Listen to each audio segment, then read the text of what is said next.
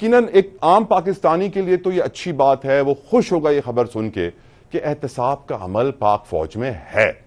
लेकिन पाक फौज के जवानों को ये बात कैसी लगेगी कि जिस शख्स ने 35 साल सर्विस की हो पाक फौज में, जिस शख्स के नीचे जो कि कोर कमांडर की पोजीशन पे, जो कि DGISI की पोजीशन पे, जिसके नीचे इतनी बड़ी तादाद में जवान उसके ऑर्डर्स को फॉलो कर रहे थे, तो कितने सारे ऐसे और भी ऑर्डर्स होंगे जो शायद इसी तरह सही ना हो। आपकी नजर में इस फैसले से, इस कोर्ट मार्शल से पाक फौज के जवानों का मोराल बढ़ेगा या घटेगा सर? ओके, बहुत शुक्रिया आपने मुझे अपने शो पे लिया। देखिए, इंतहाई बड़ी खबर है, इसमें कोई दो राय नहीं है। एक लेफ्टिनेंट जनरल, वो भी रिप्यूट और एक इज्जत की निगाह से देखे जाने वाला जनरल फैज हमीद, उनका फील्ड जनरल कोर्ट मार्शल करने का जो ISPR ने एलामिया जिसमें उसका जिक्र है। अब जहां तक इस बात का ताल्लुक है कि क्या इतने बड़े रिप्यूटेड प्रोफेशनल जनरल का कि जिन्होंने ना सिर्फ 2 कोरें कमांड कर रखी हैं बल्कि ISI को भी उन्हें लीड किया और खातरख्वाह उसमें कामयाबियां हासिल की, स्पेशली जब काउंटर इंटेलिजेंस के सिस्टम में, जबकि हॉस्टाइल इंटेलिजेंस एजेंसीज पाकिस्तान के अंदर अमन अमान के जो है वो फुकदान क्रिएट करने की भरपूर कोशिशें कर रही थी। इसी तरह उनका जो रोल था, अफगानिस्तान की बुरी गवर्नमेंट जब अभी आई है तालिबान की, उससे पहले अमेरिकन का यहाँ से निकला तो खासे इज्जत की निगाह से देखे जाने वाले जनरल थे। लेकिन यहाँ पे जो आज फील्ड जनरल कोर्ट मार्शल के हवाले से जो खबर इस वक्त मीडिया में चल रही है, वो एक चीज बड़ी क्लियरली इंडिकेट करती है कि कोई बंदा भी, चाहे वो लेफ्टिनेंट जनरल के ओहदे का हो या फॉर दैट मैटर लेफ्टिनेंट हो, वो एहतसाब या फॉर दैट मैटर डिसिप्लिन के जुमरे में अगर आता होगा तो इदारों की जो इज्जत है, वकार है, जो प्रोफेशनल एक रिप्यूट है, उसको मद्दे नजर रखते हुए उसका दिफा किया जाएगा, ना कि इंडिविजुअल्स का। अब जहां तक मोरल का ताल्लुक है तो मैं आपको बताऊं कि चीफ आर्मी स्टाफ से लेके जो एक नॉन कॉम्बेटेंट बियरर है, हम सबको मालूम है, किसी भी रैंक ऑफिसर हो, जवान हो, कि अगर मैंने ये जो फौज के दिए गए जो दायरे हैं, जो रेड लाइंस हैं, अगर इससे बाहर स्टेप आउट करने की कोशिश की तो इंतहाई सख्त डिसिप्लिन की जो तादीबी कार्रवाई इसे कहते हैं उसका शिकार होगा। तो लिहाजा जहां तक फौज के मोराल का ताल्लुक है, उनका मोराल इससे बढ़े गई कि अगर हमारा कोर्ट मार्शल हो सकता है या फॉर दैट मैटर किसी जवान का ये जूनियर रैंक है, तो सीनियर से सीनियर ऑफिसर का भी कोर्ट मार्शल हो सकता है। तो लिहाजा दुनिया में जो है वो आमतौर पर, पाकिस्तान में खास तौर पे एक बड़ा सॉलिड किस्म का पैगाम गया है कि पाकिस्तान के जो चीफ आर्मी स्टाफ है वो और जो आर्मी है एज अ इदारा, उसने अपनी साख को बरकरार रखना है, अपने डिसिप्लिन को बरकरार रखना है, अपनी इज्जत और नामूस को बरकरार रखना है, क्योंकि इदारे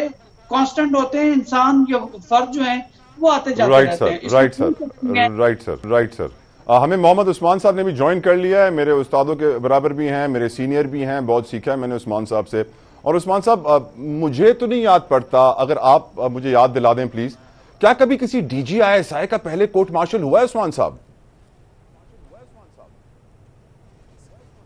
बहुत शुक्रिया तलहा, आपने प्रोग्राम में लिया। मैं अभी ब्रिगेडियर साहब की गुफ्तगू सुन रहा था।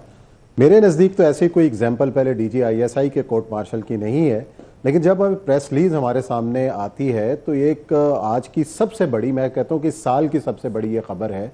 अगर बात की जाए जनरल फैज़ हमीद साहब की, उनके प्रोफेशनलिज्म और उनकी कामयाबियों का आपने भी जिक्र किया और ब्रिगेडियर साहब भी जिक्र कर रहे थे, लेकिन साथ ही जो इसका जो पहलू है, 2 हिस्से हैं उस प्रेस रिलीज में। एक तो है सुप्रीम कोर्ट के हुक्म के मुताबिक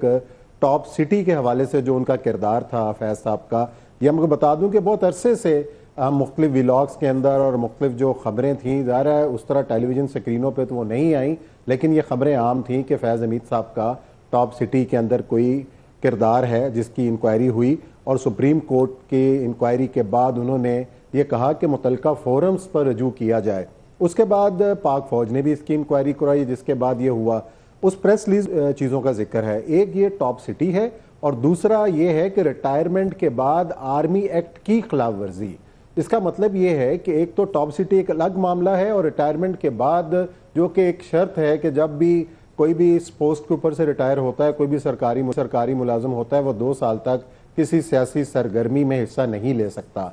लेकिन इस हवाले से इसका बतौर ख़ास उस प्रेस रिलीज में जिक्र किया जाना कि आर्मी एक्ट की खिलाफ वर्जी की मुतअद्दद शिकायत, तो इस हवाले से जो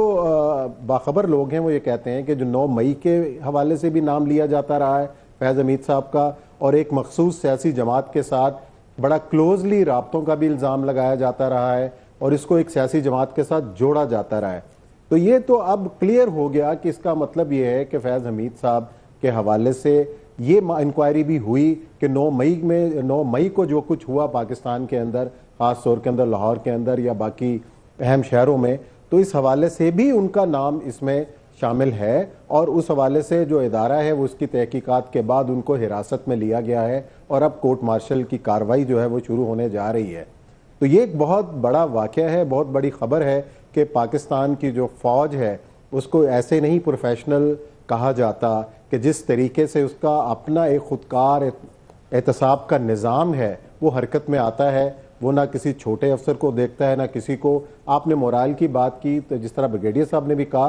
तो इसमें यकीनन मोराल बुलंद होगा। आपके जो फ़ौज पाकिस्तान के अफसरान हैं, जो लोग हैं, उनको अपने इदारे पर फ़ख्र होगा कि उनके इदारे के अंदर भी ऐसा सिस्टम मौजूद है कि अगर कोई भी शख्स किसी भी हैसियत में किसी भी पोजीशन पे बैठा हुआ है, अगर वो अपने इख्तियारात से तजावज़ करेगा, अपने इख्तियारात का गलत इस्तेमाल करेगा या अपनी पोजीशन का गलत इस्तेमाल करेगा तो वो अकाउंटेबल है, उसको सामना करना पड़ेगा लॉ का। तो आज उस इदारे ने ये कार्रवाई करके मेरा ख्याल है कि अपना मुकाम मजीद ऊंचा किया है, मुकाम बुलंद किया है। हर पाकिस्तानी की नज़र में मेरे ख्याल से हम we are all proud of our army and of course our सिपा सालार, हमारे chief of army staff. Brigadier Ahmed, Pakistan के दुश्मन भी कम नहीं है, हम जानते हैं। बहुत सारी कुव्वतें हैं जो पाकिस्तान के खिलाफ हैं, स्पेशली हम बात करें अगर हमारे पड़ोसी मुल्क भारत की, वो तो आज बड़े खुश हो रहे होंगे। इनफैक्ट वो इस खबर को ट्विस्ट देकर ऐसे चला रहे होंगे कि देखो पाक फौज का हाल। तो डोंट यू थिंक कि ये काम खामोशी से भी हो सकता था ब्रिगेडियर अहमद? जी देखिए, आप बिल्कुल ठीक, आपने कंसर्न शो किया, बिल्कुल ठीक है। यहाँ पे अब जिम्मेदारी आती है हमारे यंगस्टर्स की और ऐसे लोगों की जो सोशल मीडिया पे एक्टिविस्ट हैं और वहां पे नैरेटिव्स को बनाते हैं। तो लिहाजा दुश्मन की जो अभी चालें होंगी वही होंगी कि DGI जो है वो इस तरह की किसी कार्रवाई में जो है वो इन्वॉल्व थे और किस टॉप सिटी वाली जो भी उनके अभी तक उनके चूंकि तफसीलात बाहर नहीं आई, लेकिन मैं समझता हूँ कि कुछ ना कुछ लाजमी ऐसा नाकाबिल तरदीद सबूत जरूर फौज की इंटेलिजेंस एजेंसीज के पास होगा जो पिछले 9 महीनों में उन्होंने गैदर किया सुप्रीम कोर्ट के डिसीजन के बाद, जिसकी वजह से उनको अरेस्ट किया गया और ये सारा कुछ हुआ। लेकिन ऑन द फ्लिप साइड हमारी जो दुश्मन हॉस्टाइल इंटेलिजेंस एजेंसीज हैं वो भी इस बात की कदर करेंगी जो प्रोफेशनल हैं कि हम अपने जो हमारे अंदर जो एहतसाब का जो एक अमल है पाकिस्तान आर्मी का, उसको इंतहाई सख्ती के साथ जो नाफिज अमल किया जाता है। जितने अगर आप देखें, अगर सीनियर ऑफिसर्स की जो ऊपर जिम्मेदारियां आयद होती हैं उतना ही उनसे अनबिकमिंग ऑफ एन ऑफिसर की उम्मीद नहीं रखी जाती। एक यंगस्टर अगर कोई गलती करता है तो शायद उसको पनिशमेंट मिले, लेकिन हो सकता है कि उस नौयत की ना हो। लेकिन जितना कोई सीनियर ऑफिसर अगर करता है तो उसके इम्पैक्ट भी उतना नेगेटिव होता है। जैसे अभी आपने खुद कहा कि हमारे जो दुश्मन ममालिक हैं वो इसको कैश भी करेंगे और उसके ऊपर नैरेटिव भी बनाएंगे। लिहाजा हम भी, हमारे यंगस्टर्स भी उतने ही मोहब्बत वतन है, इंशाल्लाह हम उसको काउंटर करेंगे। हमें इसके ऊपर फख्र होना चाहिए कि जो है हम लोग जो है इस तरह एहतसाब के अमल में हम लोग गए। और जहां तक आपने कहा कि इसको खामोशी से भी